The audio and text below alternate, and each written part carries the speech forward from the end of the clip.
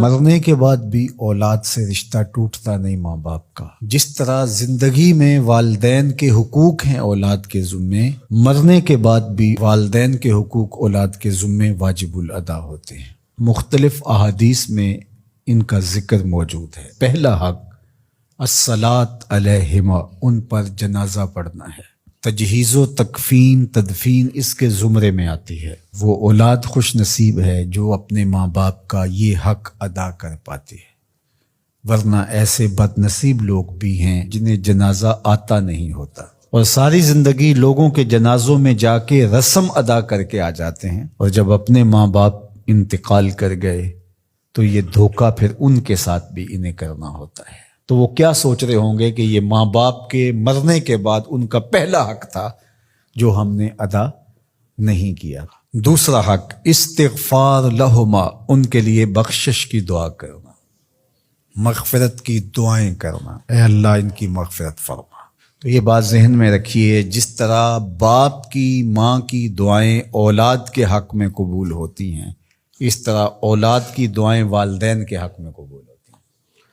تو ان کے لیے استغفار کیا جائے۔ ایک شخص فوت ہوا اور اپنی بدعمالیوں کی وجہ سے قبر میں جکڑا گیا، تو بعد میں اچانک اس سے عذاب اٹھا لیا گیا کچھ عرصے کے بعد۔ تو بارگاہ عزدی میں عرض گزار ہوا، مالک میرے اعمال تو ایسے نہیں تھے کہ مجھے ان مشکلوں سے نکال کے کھڑکی کھول دی گئی جنت کی، تو کہا کہ تیرے مرنے کے بعد تیری بیوی کے ہاں جو بیٹا پیدا ہوا، تیرا بچہ پیدا ہوا، پھر اس نے اس کو پروان چڑھایا، اب وہ بولنے لگا اور اس کو وہ درس گاہ میں چھوڑ آئی، تو استاد نے اس کو پڑھایا، بیٹا پڑھو بسم اللہ الرحمن الرحیم، تو اس نے یہ پڑھا، مجھے شرم آئی کہ اس کا بیٹا مجھے رحمان الرحیم کہہ رہا ہے اور میں اس کو عذاب دوں۔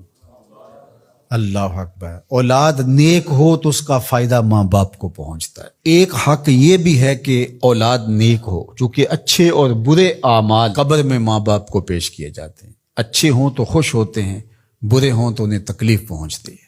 اس لیے ماں باپ کا مرنے کے بعد جو اولاد کے ذمے حق ہے، ان میں سے ایک حق یہ ہے کہ وہ نیک اور صالح ہوں تاکہ ان کو قبر میں راحت پہنچے۔ تیسرا حق ماں باپ کا جو اولاد کے ذمے ہے وہ انفاذ العہد ہے، ان کے عہد پورے کرنے، ان کے وعدے پورے کرنے۔ یعنی انہوں نے جو عہد کر رکھا تھا کسی وجہ سے پورا نہیں کر سکے تو اولاد کے ذمے ہے کہ وہ اس کو ادا کرے۔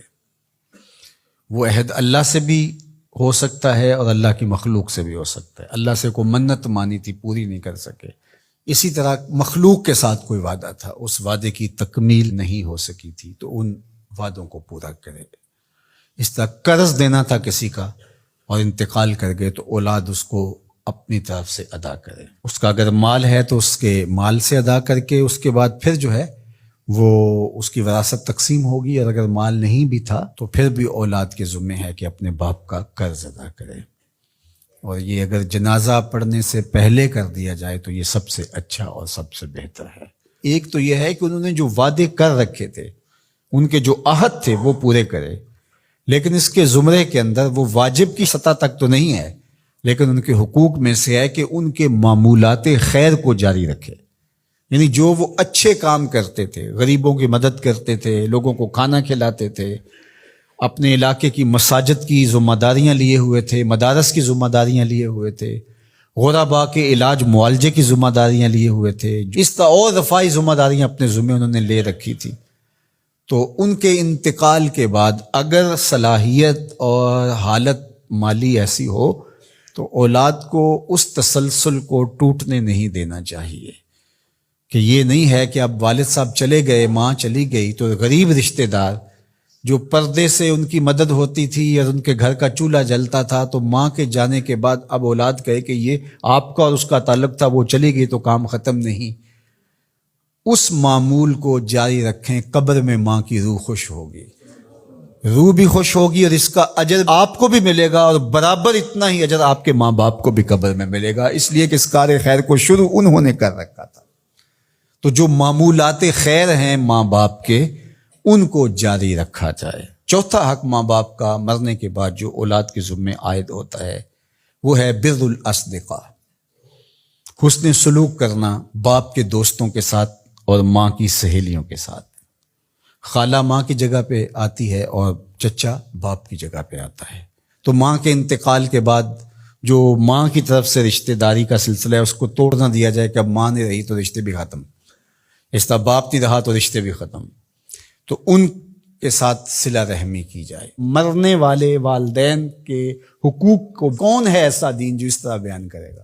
آج دنیا یورپ کی بات کرتے ہیں، وہ تو زندہ ماں باپ کو اولڈ پیپلز ہوم میں چھوڑ آتے ہیں. ایک ماں 10 بچوں کو پال لیتی ہے، 10 بیٹوں کو ایک باپ پالتا ہے، پھر 10 بیٹے مل کر ایک باپ کو نہیں پال سکتے. تو خوش نصیب ہیں وہ لوگ جو اپنے ماں باپ کی خدمت کو شعار زندگی کہتے ہیں.